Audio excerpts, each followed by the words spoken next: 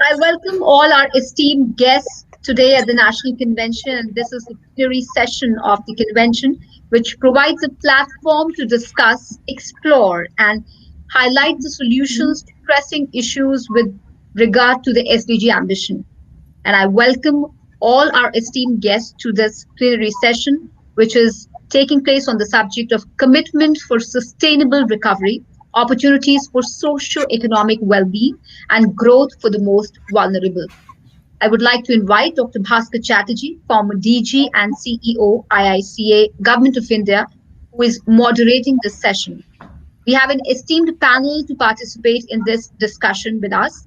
I welcome all the panelists and we look forward to an engaging discussion with you all.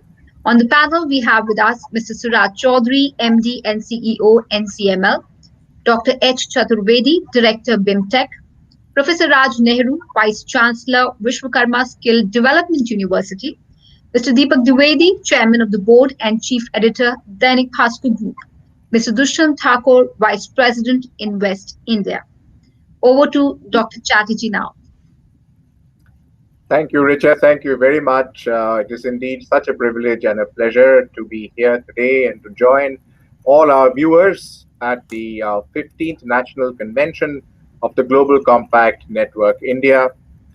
Our plenary session 1, the title, of course, Richa has already announced, but I would just like to say that importantly, this will be about opportunities for socio-economic well-being of whom? Of the most vulnerable.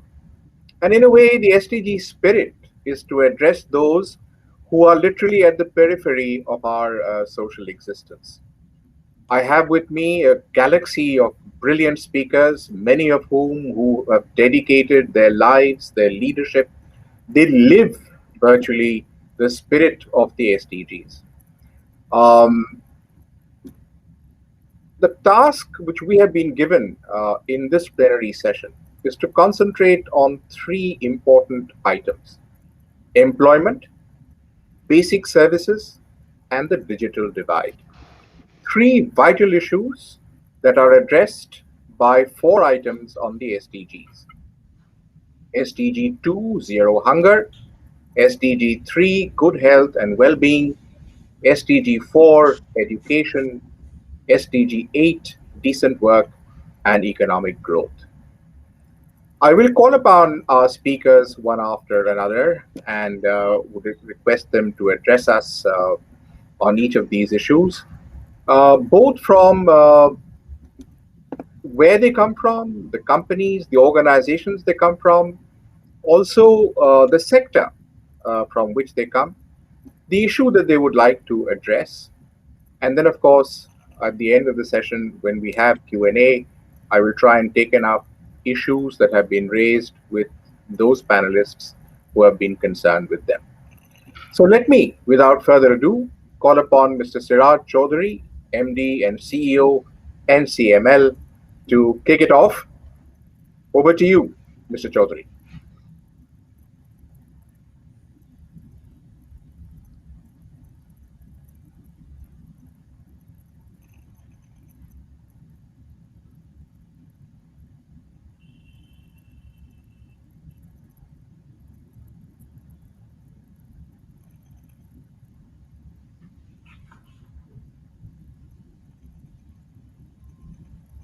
Are we having an audio issue with Mr. Chaudhary? All right, while we wait for Mr. Chaudhary to join us, are you with us, Dr. H. Chaturvedi? Yes. Very well then. May I call upon you then to step in, Director BIMTECH, Dr. H. Chaturvedi, to give us his perspective. So kindly allow me to take 2 issues in my preliminary remarks. One is education and other is the digital divide. In education, Government of India has announced a national education policy on July 29th, 2020, and the national education policy has given a very ambitious vision that the quality education could be provided to all sections of the society. So far, the higher education and school education expanded exponentially during last few decades. But the quality education, both at school level and at the level of the higher education, has been confined to the people who can afford the price for the quality education. So I think next 5 years will be a testing ground in India how the country can provide the quality education for all, because the exact wording for SDG 4 is quality education for all. I think we have to be very careful that education and quality education, there is a vast difference. Quality education is the education which can provide not only the livelihood, which can provide the latest knowledge about the industry or the other sectors. It can also shape the people, young people who have to take a lever in their hands in future. Next 5 years will be very important because national education policy is to be implemented. Next 5 years will be very important because the impact of disruptive technology will also be seen, because many of the manufacturers, many of the Indian companies will be using Industry 4.0 model, and the disruptive technology will decide the fate of millions of people whose jobs may go. So I would like to say that while implementing the national education policy, I think the government, the policymakers, the administrators of universities and schools, they have to keep in mind that quality education should be provided to all sections of the society. Because particularly the last 8-9 months have exposed our system. Even before COVID, there was a digital divide, not only in society but in education also. The students from elite schools, students from elite universities and institutions like IITs, IIMs, and some of the private universities, they were having the latest gadgets, they were having the access to internet, and millions of people, millions of young people studying in universities and colleges, or young children studying in schools, they were not having the gadgets. So COVID has exposed our system in education because of the inequality and socio-economic inequality among those who are trying to become the future citizen. So I would like to say that while implementing the national education policy, we have to be very careful that those who are the digital have-nots, they have to be provided the, the resources and digital resources, and the teachers of the public government schools and government universities, they need to be trained in the digitalization of education. And I think that this is the most crucial issue for implementing sustainable development goals in the aftermath of COVID.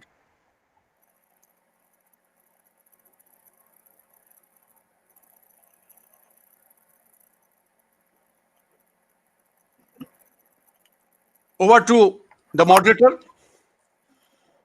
Oh, yes. Thank you, Dr. Chaturvedi. It was really a very nice insight that you gave us, because the education system and the digital divide that is present in the education system clearly demarcates where access really becomes a problem. And of course, you cannot give quality education if access itself is such a big problem. But thank you for that very nice perspective. I think we take that on board. I will check once more if we have Mr. Siraj Chaudhary with us. Can you hear me, Mr. Chaudhary? Can you hear me? I see that you are on mute, but if you can, please do respond, or at least I can ask the organizers to get through to him. Since I still don't have any input from him, let me proceed then to Professor Raj Nehru, Vice-Chancellor, Vishwakarma Skill Development University.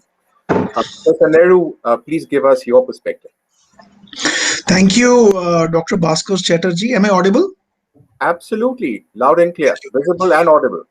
Thank you. Thank you very much, Dr. once again. And thank you, Global Compact, for giving this opportunity to speak in this plenary session, and once again, all my co-panelists in this program. With respect to all of them, I heard the previous speaker talking about education and digital part. I would like to talk on one important aspect, because when it comes to technology, the innovation is very important. But when we are talking about affordability and accessibility, the most important transformation that we need in technology is affordable innovations, because affordable innovations is the way they are going to help us to create accessibility in solving some of the problems that you mentioned. So my take on affordable innovation is that as a nation we have to develop innovation capabilities that are of right kind. But the challenge that we have in meeting that affordable innovation is today the human capital. And one of the we heard about the new education policy is also going to address it, but it's not so simple. Affordability is not so simple to implement. It requires creative, out of box thinking. But when we look at our current scientific talent in the country, it's a little discouraging. Uh, Today, India is witnessing an increasing gap between the skills that this nation requires and where we currently are. That gap is in itself a huge one, and unless that gap is addressed, we will not be able to move ahead.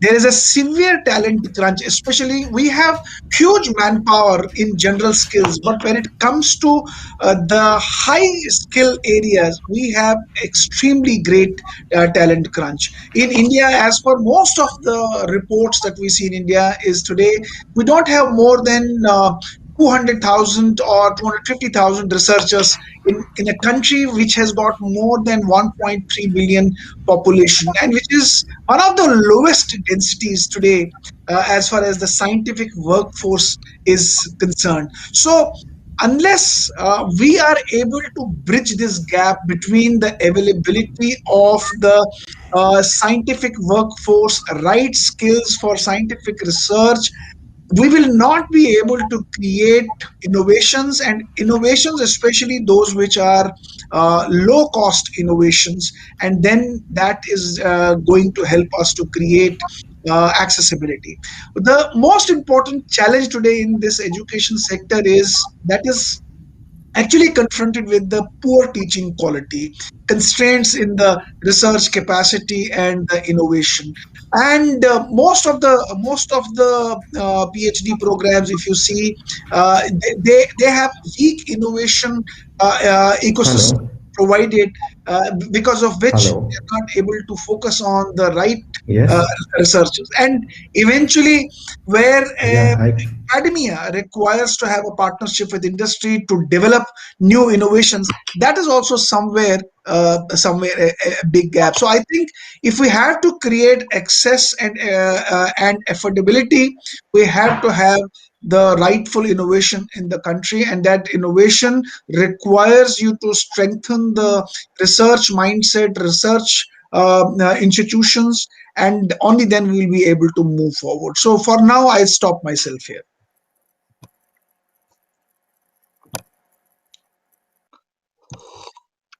Yes, thank you very much, Professor Nehru. Doubtless, these two issues that you have raised about the enormous talent crunch in what you might call the sunrise sectors, uh, and the disconnect between academia and the actual requirements of industry. This has been a very difficult area to bridge. I know we have been fighting with this problem for a long time now, but unless we address it, I don't think we are ever going to meet our SDG targets at the end of 2030. This becomes a very, very important issue for all of us to take on board. Let me then, without further ado, try once more to see if I can reach out to Mr. Siraj Chaudhary. I don't yet see him. Can you hear me, Mr. Chaudhary? I can now finally hear you. Oh, wonderful. Finally. Welcome. For the last 15 minutes. I'm so happy that you are with us. Thank you. So then, without further ado, let me request Mr. Siraj Chaudhary, MD and CEO of NCML, to give us his perspective. So I will talk about the employment piece because that's something that we deal with very closely. One of the challenges that, and I'm talking specifically about agriculture, which is that we have a large population dependent on agriculture, and there has been a requirement to move people away from agriculture, and this was the story before COVID happened. So what has changed after COVID? What we saw was a reverse migration, and therefore the need for greater participation in agriculture, which is not good, but that has to be managed. And this is where what has happened, and that is for the good, is the introduction and the larger scale involvement of agtech. Now, this is required to make agriculture more productive and establish better links to the market. And this is the whole supply chain, which is important because those are the areas where the higher level of employability will happen post-COVID. And that is finding traction when we look at the amount of investments that are coming in into the agtech, the money that is being poured in. What we have to ensure that these become success stories. I mean, working on the ground is tougher than it looks on the presentations. And there are numerous hurdles. I mean, we are a very large society, diverse agriculture, diverse sort of agri-climatic zones. And getting this right is very critical to keep a large number of people gainfully employed closer to their homes as we see a situation where the jobs from the informal sector as well as the MSMEs are getting lost. So that is my starting perspective, and I would be happy to sort of get more engaged with the direct discussions. Sorry, I've been late in joining in because there was a system problem.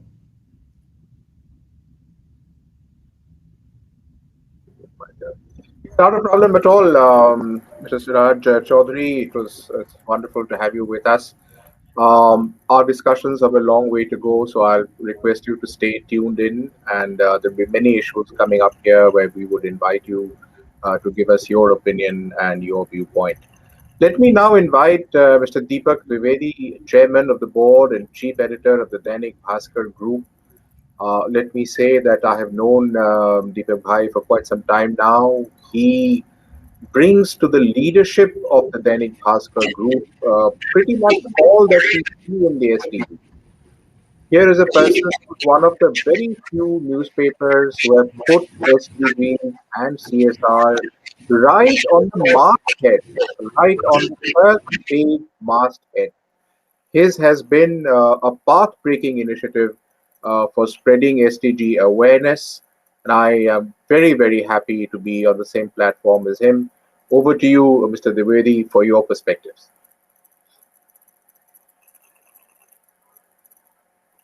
Mr. Dwivedi, can you hear me? Mr. Dwivedi, can you hear me? Ji. Please go ahead, Mr. Dwivedi. Yes. आदरणीय भास्कर चटर्जी जी और जितने भी हमारे सम्मानित guest हैं, उन सभी लोगों का मैं दैनिक भास्कर की ओर से, अपने सहयोगियों की ओर से बहुत स्वागत करता हूं, और खास तौर से यूएन ग्लोबल कॉम्पैक्ट का आभारी हूं कि यूएन ग्लोबल कॉम्पैक्ट यूएन की ऐसी पहली एजेंसी है हिंदुस्तान में जो एसडीजी की बात समय समय पर करती आई है और उसको मैग्नीफाई करे। आज की तारीख में सस्टेनेबल डेवलपमेंट गोल्स के ऊपर बहुत बातचीत हो रही है, हम सारे लोग कर रहे हैं, लेकिन एक इस विषय पर देखने की जरूरत है कि एसडीजी की लिटरेसी का ग्राफ देश में कहां पर है। हम एसडीजी के ऊपर इतने सारे प्रोग्राम्स लॉन्च कर रहे हैं, लेकिन SDG literacy in metros, in 2 tier and 3 tier cities and SDG specially for villages and the gram panchayat. देश में 6.5 लाख ग्राम पंचायतें हैं, उनमें एसडीजी की लिटरेसी कौन पहुंचाएगा, कैसे पहुंचाई जाएगी, क्या मैकेनिज्म होगी, उसकी क्या रीजनल भाषा होगी, इस विषय पर हम सारे विद्वानों को सोचने समझने की और ज्ञान देने की जरूरत है। दूसरा अहम प्रश्न ये उठता है, जब हम लोग जाते हैं तो एसडीजी समझने के लिए हमारे लिए बहुत बड़े बड़े देश में जानकार लोग मौजूद हैं, लेकिन हम गांव वाले को से जब मिलते हैं तो हम उसको सिंप्लीफाई करते हैं। इस बात को बताना चाहिए कि first think about your self development goal. Self development गोल के बारे में जब आप सोचेंगे तब हम सस्टेनेबल के बारे में सोचेंगे, और सेल्फ के साथ साथ एक synchronisation of the sustainable development goal and national development goal. जो हमारे प्रधानमंत्री जी हर महीने में मन की बात करते हैं और देशवासियों को प्रगति के बारे में बताते हैं, देशवासियों को हर उनकी परेशानियों को शेयर करने के लिए प्लेटफॉर्म देते हैं। मेरा एक सुझाव है कि सारे बुद्धिजीवी और सारे इस दिशा से मिले हुए लोग और यूएन ग्लोबल कॉम्पैक्ट जिसका वो लीडिंग रोल है, हम लोग एसडीजी की बात शुरू करें।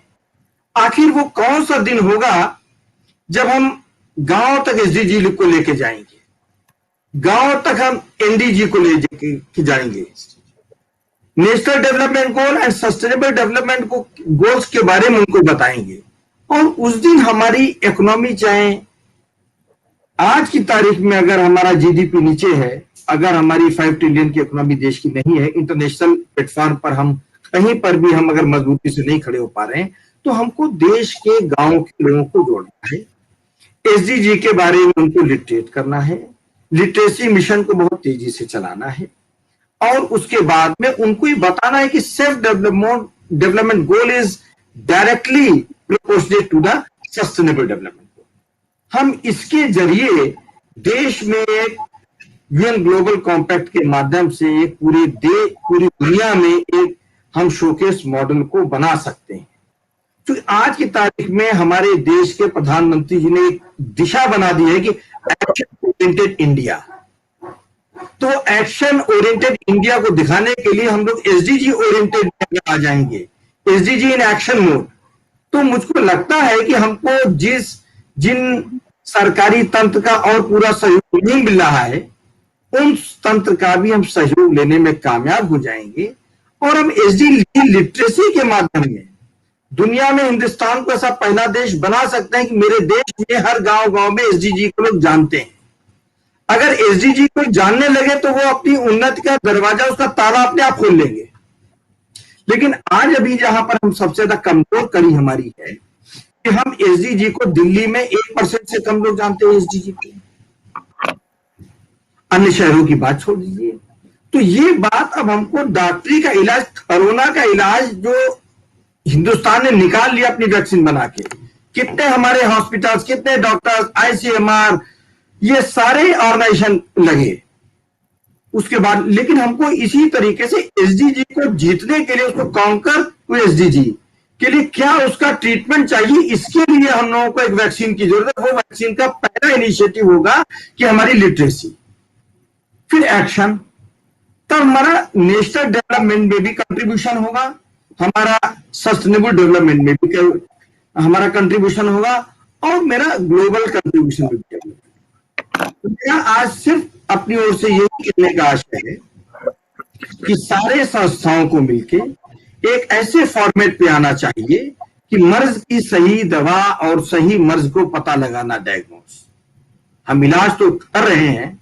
हमको एक बहुत पुराना शेर याद आ गया है कि जब ये कहा जाता था, हमें तो उस वैद्य की विद्या पे तरस आता है जो भूखे इंसान को सेहत की दवा बताता है। हमारे प्रधानमंत्री जी रीजनल भाषा में गांव तक पहुंचने के लिए हर वो संभव प्रयास कर रहे हैं कि कैसे हम कॉमन मैन तक पहुंचे और उसको अपनी बात पहुंचाएं। उसी कड़ी में मन की बात, तो हम लोग एक ऐसा कुछ विचार मंथन करें कि हम एसडीजी की बात के रूप में देश के कोने कोने में तक पहुंचाने के लिए सारे बुद्धिजीवियों के लिए, मनुष्यों के माध्यम से एक प्रयास करें। और उसमें दैनिक भास्कर, हमारा एसडीजी चौपाल और हमारे सभी सहयोगी हर तरीके से अपना सहयोग देंगे। धन्यवाद, जय हिंद, नमस्कार। धन्यवाद दीपक भाई। जैसे मैंने पहले ही कहा था, आप सचमुच उन मुद्दों को ही छू लेते हैं जो अहम मुद्दे हैं। इसमें कोई दो राह नहीं कि आज के दिन गांव तक एसडीजी ले जाना हमारे लिए शायद सबसे बड़ी चुनौती है। और मैं खुद जानता हूं कि आप इस कोशिश में, इस पहल में आपने कितनी मदद करी, कितनी कोशिश करी, कितना प्रयास किया। मैं समझता हूं कि एसडीजी लिटरेसी शब्द इस्तेमाल शायद आप ही करते हैं। आप ही के मुंह से मैं बार बार ये शब्द सुनता हूं। मैं खुद ही भारत सरकार के director general national literacy mission रहा हूं 5 साल, और आज के दिन पूरे भारतवर्ष में 75% से ज्यादा हम लोग लिटरेट हो चुके हैं। इसलिए वो लिटरेसी हमारे लिए प्रॉब्लम नहीं रहा, ABC या अ आ क ख की लिटरेसी। आज हमें एसडीजी लिटरेसी की जरूरत है, और इस पहल को चालू करने के लिए, इस पहलू को आप आगे बढ़ाने के लिए आपको अशेष धन्यवाद। मैं आपसे अनुरोध करूंगा कि और भी बहुत मुद्दे हैं, आप हमारे साथ रहिए, और जैसे हम आगे आगे बढ़ते हैं आपके दृष्टिकोण हम लेते रहेंगे बीच बीच में। Now it is my privilege to welcome Mr. Dushyant Thakor, Vice President Invest India, to give us his perspectives. Thank you so much, Dr. Chatterjee. And at the onset, I must say that the points which Deepak sir was mentioning were really pertinent. And maybe let me just start by making 2 crisp points, continuing from where, and the whole village thing that he was talking about. We, India, 1/6 of humanity, and how India will perform on the SDGs will actually have the impact on how the overall global achievement of SDG goals takes place. We are in 2021, and I think that's where the next 10 years become absolutely critical, not only for India, but for the whole world, to look at how India is doing on its SDG numbers and its SDG goals. So that's one point. Second point I just wanted to make is that obviously achieving these SDGs will require huge investments on an unprecedented scale. Now, on the government front, we all heard the budget, very recently, and also we've seen the economic survey, and all of these go back and reiterate that, the government's commitment is pretty much there as far as, achieving the sustainable goals are concerned. However, it is very important, becomes absolutely important to build a very strong case for private sector engagement into achievement of these SDGs, bringing in private capital. So that's a dimension which I did wanted to, reflect a little bit about. So those were the 2 initial points I wanted to make. Now, I also take the opportunity to introduce the organization I represent, Invest India. It's the National Investment Promotion Agency. Basically, it is supported by the Ministry of Commerce and Industries. Sustainability is something which is embedded in the organization's vision. We are, committed to mobilizing investments required for meeting the Sustainable Development Goals. I want to pick up 2 specific examples here of some stuff that we have done in these last 3 to 4 months.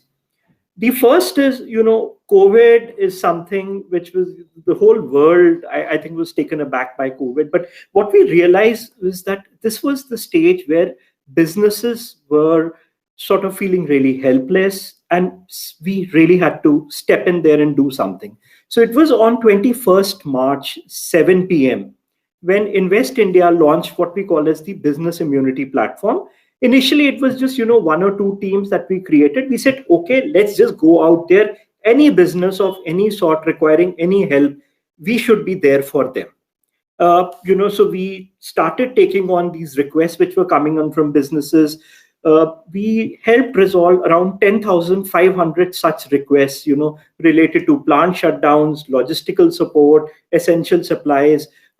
states like Maharashtra, Delhi, Gujarat, Haryana. But then it was, and a whole lot of these queries were actually touching lives. Now, we started with one or two of these areas, but very quickly, the sort of queries which were coming, we started morphing into other teams. Now, in these 75 days, we had almost 14 different teams in where entire Invest India was broken up into 14 different teams which were looking at different aspects. Just a quick couple of examples. We had analytics team, we had startup team, which was bringing out very unique COVID-19 innovative solutions which were there. We had a technology commercialization team, which brought out 80 Indian emerging technologies which could be used. We had supplied outreach teams. So they were teams for ventilators, for PPE, for testing kits.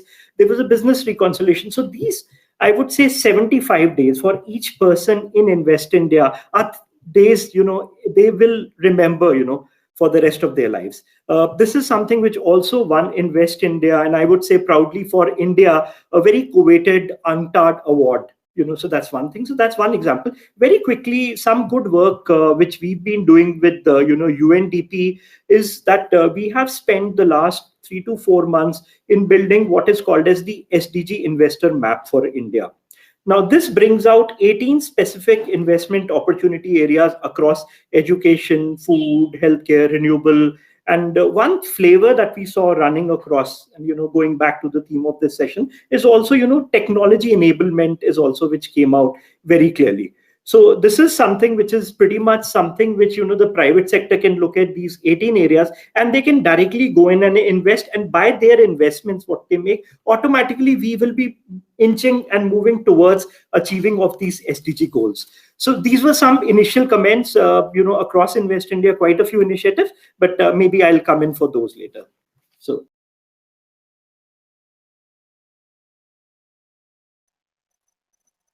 thank you ever so much, Mr. Thakor. I should actually call you Dushyant. Very nice to hear these excellent initiatives that Invest India has been taking, and helping us through these very difficult times. COVID was not just a challenge. It really hit us below the belt. It hit the entire planet below the belt. We paid a very heavy price. Imagine a quarter of the GDP being completely wiped out of the country. So everywhere, whether it's businesses, whether it's human beings, whether it's labor, whether it's the farmer, every single sector was hit right in the solar plexus. We've taken a body blow. And now it is for us to understand that, yes, the vulnerable segments, and that really is the topic of our discussion today, the really vulnerable segments, the marginalized, the deprived, the poor, how do we really tell them that we are with you, our organizations are with you, we're providing space, we're providing opportunities? We've seen that the government has made a very, very sincere effort with the budget to try and reach out to those areas where we could look at recoveries to several sectors. And one sector which particularly they have addressed is the health sector. Dr. Chaturvedi told us very clearly that much of our vulnerabilities as a nation have been exposed. Our inadequacy of digital preparedness was completely exposed, because when we switched trying to disseminate education through the digital platforms, we fell really short. Neither did we have the expertise, nor the capabilities, nor the teachers to teach, nor the students to absorb, let alone the architecture or the hardware or even the software. And it has taken us a lot of time, almost these 10 months, to realize what a terrible gap there has been for our students. Many of them have literally lost one academic year. If I would like to bring Dr. Chaturvedi back into the discussion, I hope you can hear me, Dr. Chaturvedi. Are you on board with us still? I can't get him online, so I will turn to Professor Raj Nehru also just after this, because he's been in education for so long. Now, on the skill side, how do we now let me put one or two things to you. Curriculum. How do you address or make curricula for our students which are really relevant for industry? One. Two, this curriculum will come out of a collaborative effort between faculty, between the leadership of universities, and the leadership of the industry areas, the sectoral industry areas. How much can we foster that dialogue? How much can we bring people together, and what agencies can play this role well, so that ultimately we don't just go through the motions in our academic institutions, not just coming in, giving your lecture and going out and we've done our job for the day. Really speaking, how do we make skill development effective, so that our recovery is healthy? Over to you, Professor Nehru. Yeah, thank you. Am I audible? Absolutely, loud and clear. Thank you. I think this is a very, very pertinent question when you talked about how do we make skill education more effective. See, what we need to see is the entire value chain of education and effective education, outcome based education, and then the skill becomes a part of it. So we always, when we talk about the effectiveness of and the quality education, we talk about the purpose that education has to achieve must be met, and that purpose must be defined. And in most of the times, we define it by learning objectives or program objectives. So the first thing is that the clarity, how do we set that clarity about the learning objectives and the program objectives? Once those objectives have been clearly defined, now the challenge I see today is one of the biggest challenges today I have personally experienced last couple of years, is that our teachers today are not equipped, skilled, competent, proficient in defining those learning objectives. Most of the times where people have some abilities to define learning objectives, the objectives are not aligned with the changing requirements of the overall ecosystem, whether you call it the market or you call it the business or you call it the need of the society. So I think this is one area that's most vulnerable, where I find there's a lot of challenge, especially when people join teachers who join the profession of skilling and teaching.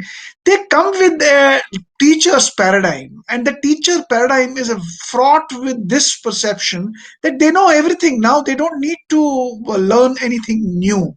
So their learning process stops somewhere, and they continue to operate with what and how they have brought themselves up to that level of education. So I find that somewhere there is a big need to improve the teaching capabilities, skills of our faculties, and the competence of the teachers, which is aligned with the emerging requirement. The second thing is the the way we define our curriculum syllabuses is also not done in a more meticulous and more need based manner.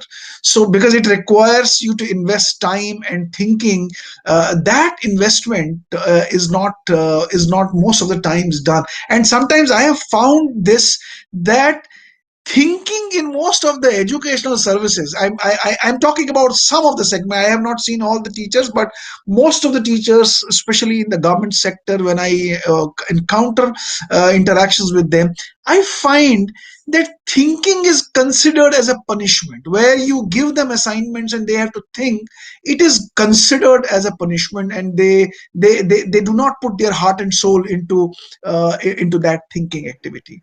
The third important thing is the pedagogical intervention. With the changing times, the learning styles of our learners has also changed. The new millennia is expecting and they have a diverse learning style. The inclusivity approach and addressing the needs of diverse learning population, the faculty requires to adopt and develop new teaching and skilling tools and techniques. So I find there is still that rote learning, there is still that conventional method of presentations, talk and chalk method adopted by the institution. Even during the corona period, we have seen where faculties were not equipped to handle the digital platforms, and when some of them started doing it on digital platforms, they continued with their old age habits of presenting it to the students without realizing that students today are on a digital platform. Engaging them on a digital platform requires altogether different skills. So I think unless this entire value chain is taken care, then on the other side you have students, because students preferences have changed, students tastes have changed, students learning appetite has changed, and their engagement requires a different approach. So their orientation and their alignment.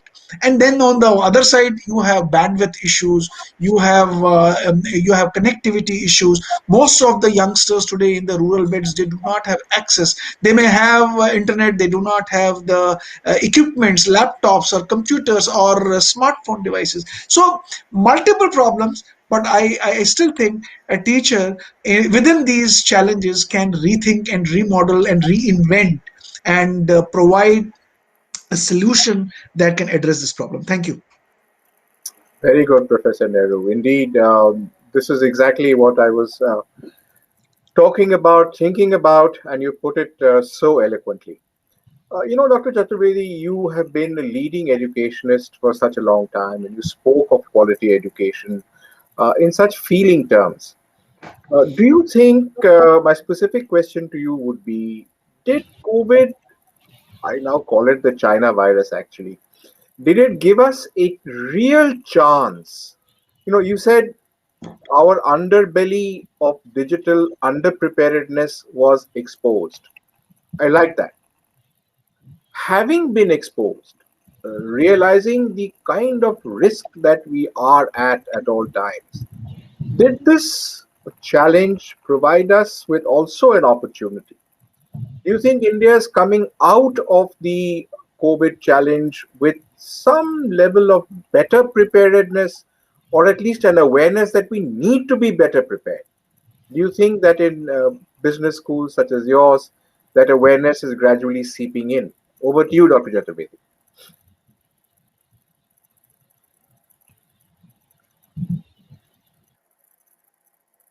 I do see him there, but I don't know if his audio is working. Yeah, we see him. He is on the screen. Dr. Chaudhry, can you please keep your speaker on?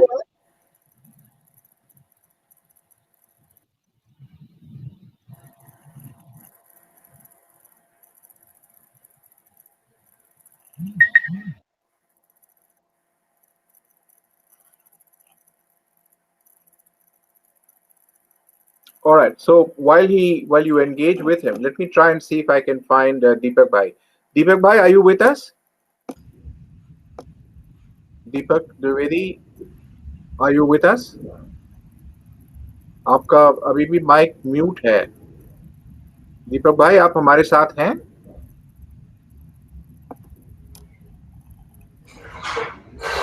We'll just check this at the back end, Dr. Chatterjee, if we can get your friend Dushyant, let me take you on board again. Our older friends seem to be deserting the panel, so let's you and I try and bridge the generation gap.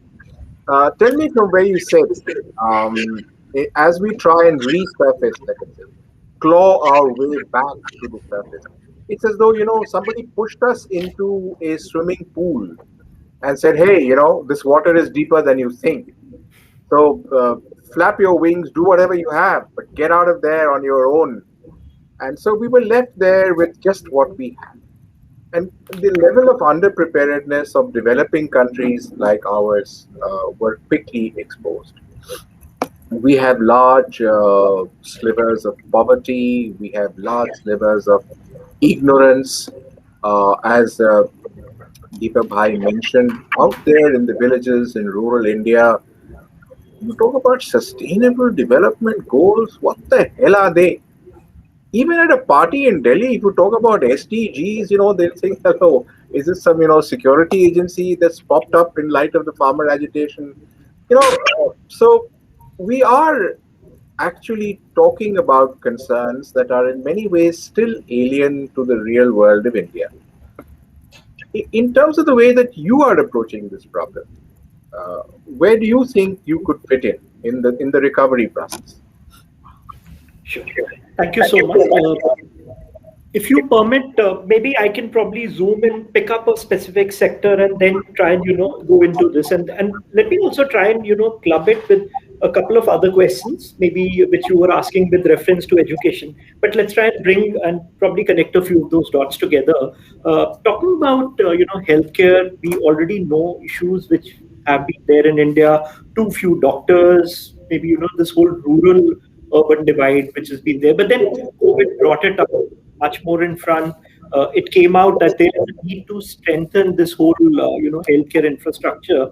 Now, can this make us leapfrog? I think that's the big question. And just sort of, so telemedicine is something which has been, getting talked about a lot in the last few days, and I'll try and bring in some of Invest India angles and how we're also touching up some of these things. But specifically talking about telemedicine, so a couple of numbers there. BCG did a survey, and what came out was that almost 50 million people have accessed telemedicine in these last few months, out of which 80% were first-time users. And 44% of these were from non-metro. So this is a new sort of a trend, which we can very clearly see happening. That's one thing. Number two is collaborations, and that's where we come in. I'll give a couple of more examples here. One is that we have Agni, which is a technology commercialization initiative, which is under the principal scientific advisor. So that's again an initiative which did a lot of work during these COVID days, and it continues to do that. I'll reflect a little bit on that. The third thing which we saw was a lot of collaboration between different entities which are coming together, and specifically targeting solutions for, which will also reach the masses. I won't say only for the masses, but also these are things which will ultimately reach the poor, bringing the large companies, small companies together, the public, the private, everybody together. Swasth Alliance is one such initiative where 100 such, players have come together. So that's another example. We are also spearheading, the whole Startup India initiative. That support is given by Invest India. And there are almost, I would say, 4,000 plus, health tech startups which are there. And again, just picking up a couple of examples which happened during the COVID time, and we've sort of tried helping these out. For example, one of these was Garuda Airspace, and what these guys did was that they were doing mass sanitization using drones. So, so for example, a city like Varanasi, they use drones to sanitize, and for 4 days, these drones were going around and doing mass sanitization, but very unique and very interesting, solutions which have come out of it. Then we're talking about other startups, but then, things like when we talk about early detection of cancer, we talk about breast cancer. So now, going for a mammography sort of a thing could be very expensive. And that's where, again, companies like UE Life Sciences have come out with a very good solution. We also know, companies like OncoStem Diagnostics, MapMyGenomics, a lot of such companies which have been working in this space. Now, that's where, and then, one interesting thing which also came out is, in Starbucks today, you can get a turmeric latte. So we talk about haldi wala doodh, which all of us been having in India. So this whole concept of Ayush, this comes out in the forefront. Going back to our traditional medicines, and these are things which I would say are much easier to deliver right at the last mile in our villages also, because these things have existed for years. But then there is a need to take them to a very different level, scale them up. And that's where, for example, we have very recently, as Invest India, collaborated with, the Department of Ayush, and quite a few initiatives we'll be driving, on those fronts. So starting as in West India, our core, which is working with the larger, let's say, larger players, with the foreign companies, trying to bring those in, working with domestic companies, working with, innovators, working with the labs through the Agni initiative, which we have, working with startups. And then, specific initiatives like we have with, the Ministry of Health, Department of Pharmaceuticals, very focused initiatives, Department of Ayush. Those are some of the initiatives. And when I, look at this thing in a holistic manner, you will see that small things coming together, we will sort of, move in the right direction. Those are a few points. There was quite a few things, but I was just trying to connect, different thoughts together. I hope that does answer, what you were mentioning, but I could. No, terrific. Thank you, Dushyant. Very well addressed. Quite a few of those were very important points that we brought on board. Do I still have Mr. Siraj Chaudhary available to the panel? Yes, I'm there. Wonderful. So since your initial remarks were curtailed and they were quite short, let me give you a second opportunity to focus on something of the areas regarding our food security, on issues related to, whether the agricultural sector needs now more reform, whether agro industries are something that we should concentrate on, whether we already have too much food, we don't need any more for at least a while, whether we're overproducing, overpaying for agricultural produce. Do we have too many farmers in too many small occupations? What would you advise in terms of food security, which is such an important concern for the SDGs? How can we ensure this no hunger principle for us? So one of the things which actually stood out during this COVID was the country's ability to feed people. While there would be certainly some exceptions, but one thing which actually came to the aid of the nation and the government was the large food stock which were lying with the government. Now, we have actually been criticizing this whole excess procurement by the government agencies, but what actually, while, just as you said, that COVID was like someone being pushed inside a pool and probably didn't even know how to swim, I would say this was like someone sort of also throwing in a life jacket alongside, because for a large population, I think, which was moving back from cities into the villages, and this whole concept of the ration card, I mean, that was liberalized, and we were able to reach food. I mean, the Food Corporation of India and the various state agencies need to be complimented for despite the COVID challenge at that time, there was a lot more unknown about the disease or the virus, and despite that, we were able to reach food. The government changed its policy to double the entitlement, because 80% of the country or the population is actually covered under the Food Security Act, and a large part of that did get access to that food. So hunger was addressed. My concern still would be nutrition, because what we were actually supplying were calories. We weren't supplying nutrition, and that is something that probably needs to be addressed. And I think some of that has gone to the backstage, so to say, because when the focus gets onto hunger, it is really about reaching wheat, rice to people, which does not necessarily meet all the nutritional needs. And I think that will be something that needs to be doubled up. And one of the ways, and I've been propagating it for a long time, is that this may be just the right time for the government to be, and also, as one of the participants mentioned, that there has been this discovery or a reconnect with the traditional Indian foods, the whole concept of, going back to our tradition, the, things that we've normally lived with in our households, but were never sort of marketed, coming to the fore.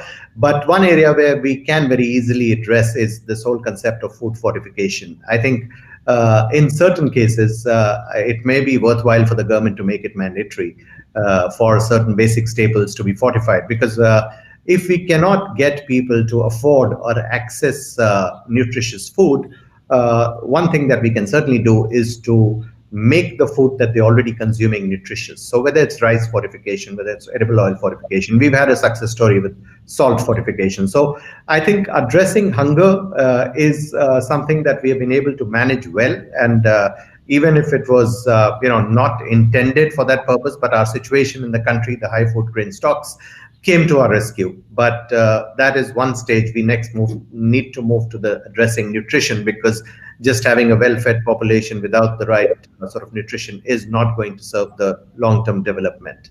In terms of agriculture, yes, I think, as I said in my opening remarks, what it has done is that the whole effort to take people away from agriculture, I think COVID has somewhat put a setback to it, because there are more people now back to the rural areas, and we need to get them employed there. And also a lesson that, the challenge we face with technology is that more and more technology in industrial production is actually reducing the need for human sort of presence. And the sectors that we had, the worst sectors are really the MSMEs and the informal sectors. And therefore, agriculture and the whole agri supply chain becomes very critical to hold people back to their villages and still provide them the gainful employment. And I think that's an effort that is being made and needs to be doubled up, because if not, then we will have a large population which will be dependent on agriculture, and that doesn't augur well for the country, as well as the large rural population. Yes, those were in fact very valuable insights. I thought I'd just ask you a couple of quick interventions here. You took the level of the discussion one notch higher when you talked about the distinction between just filling the belly in terms of food and the nutrition requirements. We've been wrestling with this for a long time in government, and I remember even from my director social welfare days, we were looked at 2 or 3 things that we were doing. One, of course, was the midday meal program in schools, which is one part. The second is the entire PDF system that we have employed across the entire country to get food to the doorstep. And the third is the Anganwadi system, where we try and feed children below the age of 5 in Anganwadi centers. And there particularly, I think the monitoring of nutrition at a very early age, providing the right kind of fortified foods, that's been a conundrum for a long, long time. So for all these mass feeding programs, what would you think are opportunities there for us? Yeah, so we've had various state governments making those efforts, except that they haven't been universal and they haven't been all-encompassing. But one, of course, as I said, the simpler way is to mandate food fortification, and these are basic foods. Now, that mandating anything is not necessarily the way to go, but in this case, I'm saying it because that's the easier and the cheapest. Adding nutrients to food is not an expensive proposition, so it's not really about cost. It's about the mechanism to do it and the ability to do it across the board. But there is this special class, which is what we call the severely malnourished. And there it would require more direct intervention, whether it is through supplements.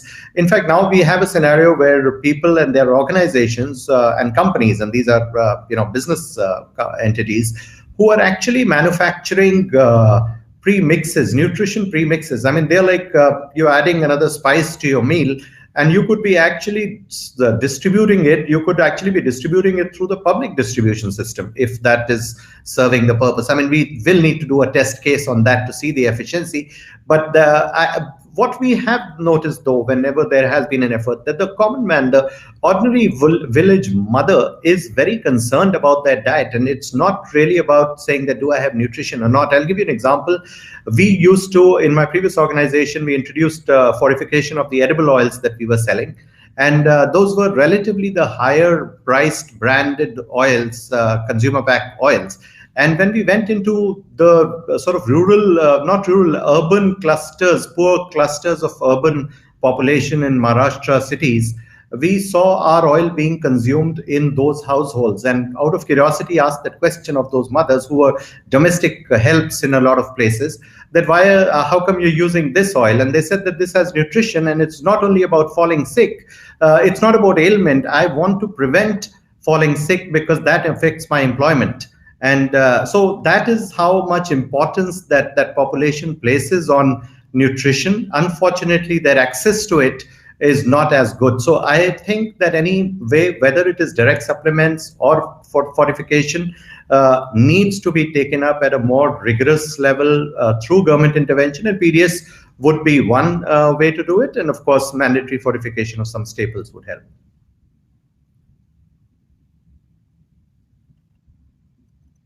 Yes, I think that that is an approach that we need to adopt, no doubt. दीपक भाई, क्या आप हमारे साथ अभी भी मौजूद हैं? दीपक भाई, दैनिक भास्कर,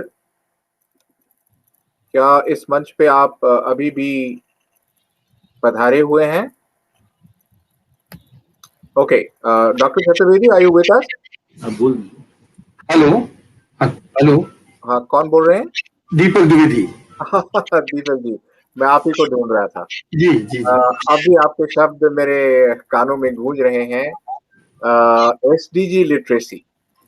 अब इसमें मैं जानता हूं कि आपने खुद अपनी तरफ से और अपनी ऑर्गेनाइजेशन की तरफ से बहुत कुछ किया है, तो मुझे थोड़ा सा और बताएं कि इसको अगर दो तरफ से आगे बढ़ाया जाए, एक प्राइवेट सेक्टर इस क्षेत्र में क्या कर सकता है, और सरकारी क्षेत्र से हम इस पूरे अवेयरनेस कैंपेन में सरकार की तरफ से, स्टेट लेवल के सरकार और सेंट्रल लेवल के सरकार की तरफ से कौन से और पद ये ले सकते हैं, private sector and public sector? What would be your perspective?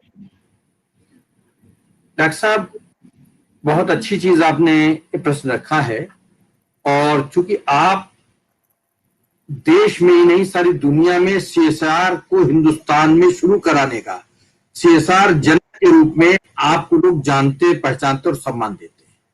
आपने सीएसआर को social, public sector, government sector और सिविल सोसाइटी में आपने इनकॉर्पोरेट कराया, उसका एक ढांचा बनाया। जैसे संविधान देश में बनाया गया है, तो आज की तारीख में किसी भी सरकार, इवन जब कोविड शुरू हुआ तो भारत सरकार को भी सीएसआर की मदद लेनी पड़ी। धन्यवाद। सीएसआर उतना ही इंपॉर्टेंट है जैसे देश का संविधान लिखा गया। आज की तारीख में without CSR any civil society organisation can not get survive. Thank you. आपने एसडीजी लिटरेसी की बात की। यूएन के 193 देशों में हम सारे लोग अगर आपस में बात करें तो सारे लोग मिलकर 193 देशों के बारे में कम ज्यादा जानते हैं। किसी भी देश ने एसडीजी लिटरेसी की बात नहीं की है, यूनाइटेड नेशंस ने एसडीजी लिटरेसी की बात नहीं की है, लेकिन हिंदुस्तान में ये बात आपने शुरू की है। इसका सबसे पहला जो एक फ्रेमवर्क होना चाहिए कि एसडीजी की लिटरेसी में हम सिविल सोसाइटी ऑर्गेनाइजेशंस की भूमिका सबसे ज्यादा इंपॉर्टेंट हो सकती है। हमारे जो देश भर के एनजीओज हैं उनकी भूमिका हो सकती है, डिस्ट्रिक्ट एडमिनिस्ट्रेशन की भूमिका होगी, और हम अगर एक शुरू करके इसमें मीडिया की भूमिका होगी, और आप जैसे जो अनुभवी लोग हैं जिनके रिच एक्सपीरियंस से हम लोगों को लाभ मिलेगा, तो एक हम लोग पहले एक इनिशिएटिव शुरू करते हैं, और फिर आपकी जो गाइडेंस है, आपको जो एक्सपीरियंस है, उससे हम इसको और ज्यादा जो है स्ट्रेंथन करेंगे, मैग्नीफाई करेंगे। हम लोग एसडीजी लिटरेसी में हम लोगों ने एसडीजी चौपाल शुरू किया नीति आयोग के साथ मिलकर। उसके बाद सबसे पहला एक इनिशिएटिव ये हुआ कि हम लोगों ने एसडीजी का इंसिग्निया बनाया, और वो नीति आयोग इस पर तैयार हुआ कि हमारी बिल्डिंग पे आप लगा दीजिए। तो 400 kg का एक एसडीजी इंसिग्निया जो सिविल सोसाइटी ने उसको एक गिफ्ट के रूप में दिया, एक दान के रूप में, कि भाई सबके लिए इसको दिखाया जाए, जो लोग आए समझे। फिर हम लोगों ने एसडीजी की एक संकल्प ज्योति जलाई, जिसको टेरी के ने हमको सपोर्ट किया, और वो अभी भी 24/7 नीति आयोग के गेट के ऊपर जल रही है थ्रू सोलर एनर्जी। तो ये वो सारी चीजें जिससे हमारी हम उससे सीख लेते रहते हैं, याद करते रहते हैं, उसके बारे में कुछ चर्चा करते रहते हैं। This is a part of the literacy. तो इसी तरीके की आपने जो चीज उठाई है, उसमें हम लोग बहुत सारे ऑर्गेनाइजेशन को जब एक कुछ तैयारी करने के बाद सरकार के पास पहुंचेंगे, तो सरकार भी इस चीज का एक अलग से व्यवस्था करेगी। उसमें आपसे ज्यादा कोई हमको ना गाइड कर सकता है, ना बता सकता है, ना हमको इसमें सहयोग दिला सकता है कि चाहे हमारा नीति आयोग हो, चाहे हमारे दूसरे गवर्नमेंट के मिनिस्ट्रीज हो, जिस बात को यूएन इंडिया को कहना चाहिए, जिस बात को दूसरी एजेंसी, केवल आज की तारीख में यूएन ग्लोबल कॉम्पैक्ट इसकी बात कर रहा है, तो हमको जो आप एक सीएसआर को मजबूती से देश में एक संवैधानिक दर्जा उसको दिला दिया है आपने, तो मेरा आपसे विनम्र अनुरोध है कि सारे सिविल सोसाइटी ऑर्गेनाइजेशन की ओर से, क्या प्राइवेट सेक्टर को जोड़ते हुए, पीएसयूज को जोड़ते हुए, डिफरेंट अदर ऑर्गेनाइजेशन, एक एसडीजी लिटरेसी का एक खाका तैयार करें, और तो उससे देश का बहुत लाभ होगा, दुनिया में देश का नाम होगा। ब्रिलियंट, बहुत अच्छा बोला दीपक भाई। आपने तो मेरे ऊपर भी एक जिम्मेदारी डाल दी, लेकिन ये एक ऐसी जिम्मेदारी है जिसको मैं बहुत प्यार से अपनाना चाहूँगा।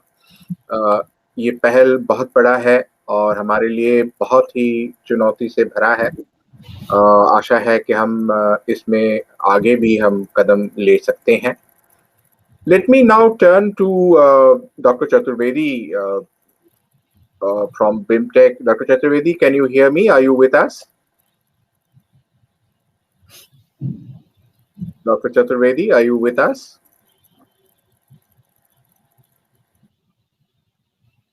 Tamanna, have we lost Dr. Chaturvedi again? Dr. Chaturvedi, can you please turn on? He has unmuted, but I believe there's a speaker issue. So we can't hear him. So then, let me ask you if there are any questions, because we have got about less than 12 minutes left. Anything from the audience, or any inputs or questions or queries? Yes, Dr. Chatterjee, we have some questions from the audience. Let me just put up one question that is open question to all the panelists. How does the investment world plan to encourage startups and SME to take up the sustainable practices towards sustainable development goals without having a compliance requirement? The next question is this is an important question, and it's quite a I mean, it's something that needs a little application of mine. So Dushyant, he's talking about the compliance part. The sting, the tail was the last part. So if you could take that question, I'd be happy. Yeah, absolutely. So very quickly, I think compliance has been one key area. Our parent ministry is DPIIT, Ministry of Commerce and Industries, and compliance is one focused area which is now being picked up at the highest level, because, while we've made, we've really gone ahead in terms of our ease of doing business numbers, but clearly compliance is an area where one needs to go down. Now, I'm just trying to go back to January 2016, Honorable Prime Minister standing there at the launch of Startup India, and the statement which he made was, we want to get out of the way. Absolute reduction of compliances. What is it that you're best at doing. Government doesn't want to stand in the way between your opportunity, so that's been the underlying framework with which and Startup India on that front. I believe when you really see, I can't think of a particular month in the last I would say 3 to 4 years where some work has not happened on the compliance front. Even during this COVID period, I think there were quite a few, things which were made easier for companies to come in and invest. So that's an ongoing thing. But I'll probably just make it a little further. It is not only startups and MSMEs. Let me just turn, for example, to MSMEs and talk about states. Now, a number of states, Rajasthan, Assam, quite a few of them have actually said that when you're starting up, you may not require any licenses, clearances for up to 3 years. So there have been such regulations which have sort of come in. There is a compliance portal which has been made live, and every ministry, every department has been told to go back, go on the drawing board, look at each and every compliance, see, do you really need it and why do you need it? And also all the chambers of commerce, they've also been brought into it. So I would say compliance is clearly one space where there's a whole lot of work happening. This is something which will truly bring in ease of doing business. This is just a quick comment. I can go on. No. This is very good, because a lot of businesses worry that on the compliance front they have to put in a whole lot of stuff, and there are queries, and incessantly address them, and you always feel you're under some form of scrutiny and so on. So Tamanna, next question then. This next question is coming to Mr. Deepak Dwivedi. Kindly share the few initiatives taken by the startups in UP. This question is being directed to Mr. Deepak Dwivedi, if he could answer. The next question comes up. हमारे साथ दीपक भाई, give me a minute. दीपक भाई, आप हमारे साथ हैं मंच पे? आप म्यूट पे हैं, आपका म्यूट बटन दबा हुआ है.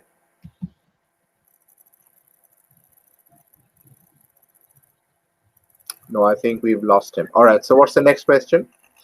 The next question that comes up, how do we can involve the panchayats and make them active and ensure the gender equitable participation in the drive and the efforts that has been taking up? The child protection has not been able to draw much attention. So how do we make it one of the priorities under the SDG 16? Chaturvedi sir, are you with us?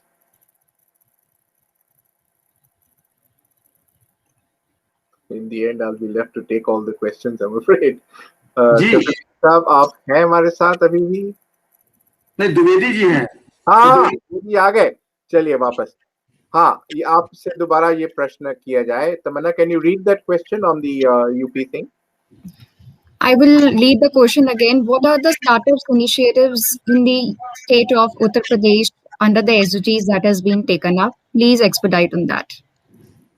देखिए, SDG के ऊपर UP government ने बहुत काम किया है, लेकिन उसकी भी बीमारी वही है कि रिपोर्ट्स बहुत तैयार हो गई हैं, ऑफिसर्स ने बहुत सारे डॉक्यूमेंट्स का प्रेजेंटेशन अच्छा करके रखा है, वो मेरी जानकारी में, लेकिन डिस्ट्रिक्ट मजिस्ट्रेट ही एसडीजी के बारे में नहीं जानते हैं.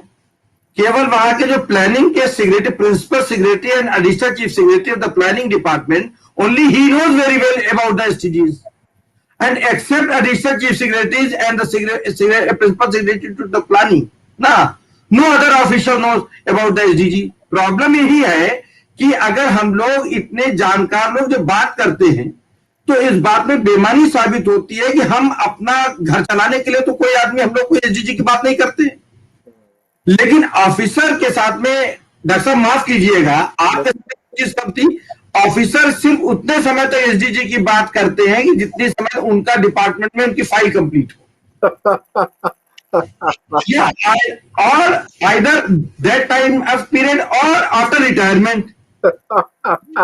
SDG and the very big heart of the philanthropy is a very interesting thing.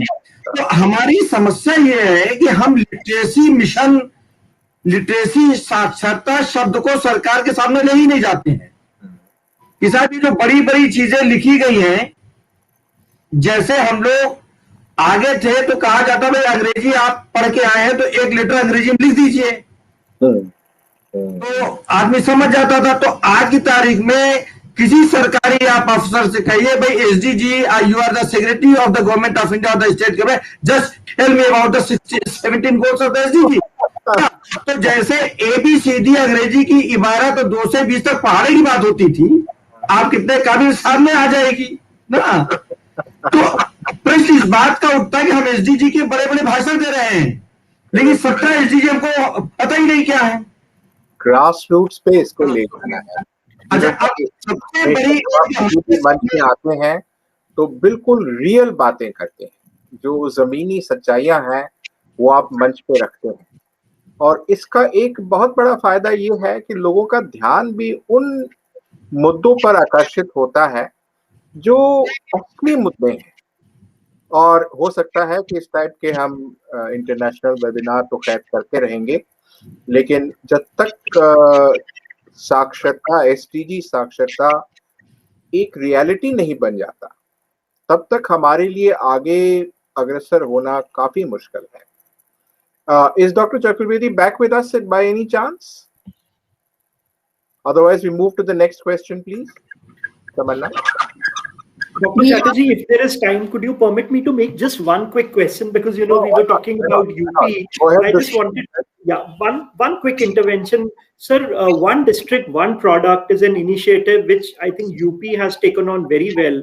And very clearly, there is some good focus work which has been happening in that area, in each of those areas. So for example, now quite a few of those products are now also available on Amazon and all of these e-commerce websites. And maybe we are actually looking at examples from UP now being looked at in other states across the country. So Deepak ji, obviously उस क्षेत्र में I think कुछ अच्छा काम किया गया है CM साहब के अंदर, that is one thing. And also the UP startup policy I think has got 2020, but I'll not take much. No, but it's got a lot of attention.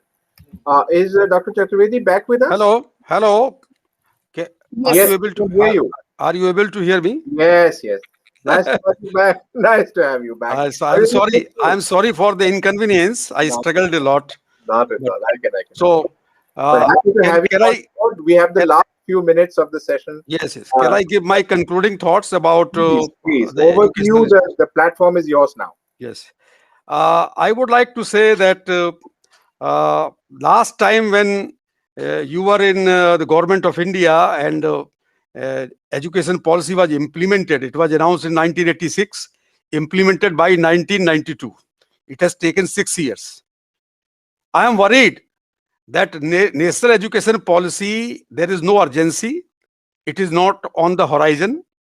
It is not on the top priority, except some structural changes are being contemplated, that UGC and AICT and Nursing Council can be merged and some new structure can be created. I am worried about the quality issue of school education and higher education.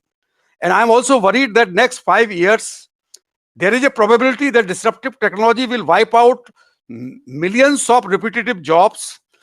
Indians passing out from universities and colleges will face a grim scenario in Indian job market and global job market, because if they are not trained today about disruptive technology like artificial intelligence, blockchain, Internet of Things, then definitely they will be the loser. So job market will be globalized much more than today, and the whole world will look towards India for providing talented manpower. And if we are not implementing the national education policy and deploying massive resources for improving the quality. For example, in this new budget, there has been a 6,000 crore rupees cut on the provisions of education, instead of increasing, as was envisaged in the national education policy, that 6% of the GNP will be spent on education.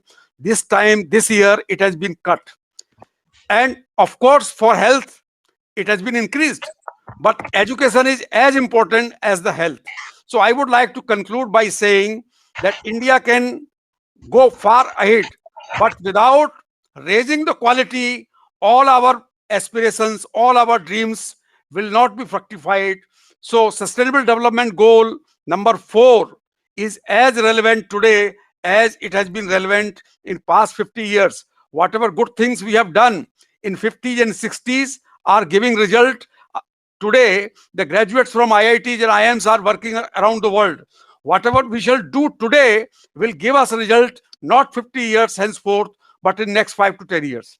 That's all. As always, brilliant, Dr. Chaturvedi. Brilliant. And frankly speaking, having worked in the HRD ministry for over 8 years, my concern over the new education policy is as serious as yours. Unless something very urgent is done, we'll never get there. So Tamanna, we've run to the end. It's 18:40 now, or 6:40 p.m. Indian time.